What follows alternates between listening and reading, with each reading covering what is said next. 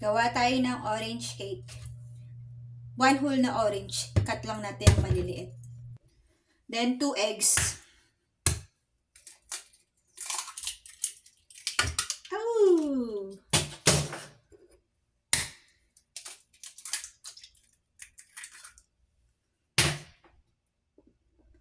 Half cup na oil.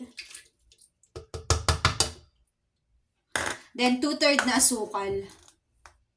2/3 na sugar. 1, 2. I-blend lang natin.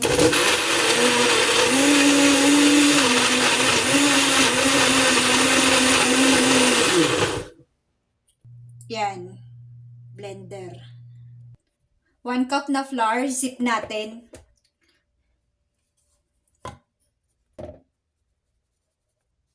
1 teaspoon na baking powder. Half teaspoon na baking soda. Yan. Mix natin.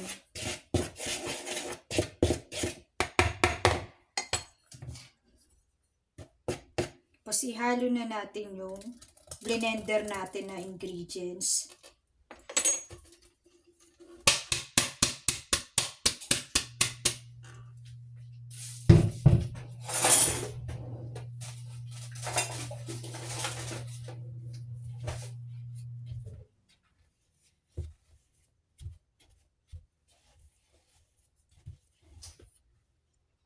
Ganyan na siya.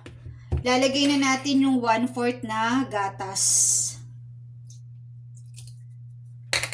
Kasi mix natin ulit. Naka-preheat na yung oven ko ng 350.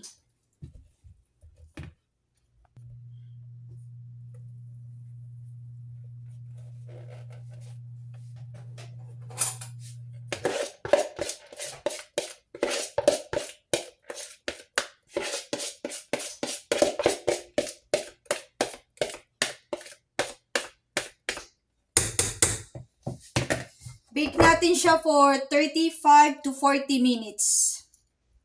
Habang inaantay natin maluto yung cake natin, gawa tayo ng sugar syrup. 1/2 na sugar to, tapos mga 1/4 siguro na tubig ilagay natin.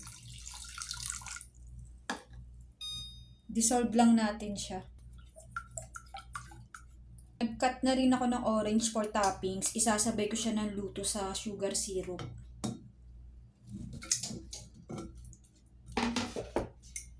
Yan, luto na ang ating sugar syrup at ang orange na pang toppings sa cake. Toothpick test natin kung luto na yung cake natin. Ayan, malinis na siya, luto na. Maglagay na tayo ng sugar syrup.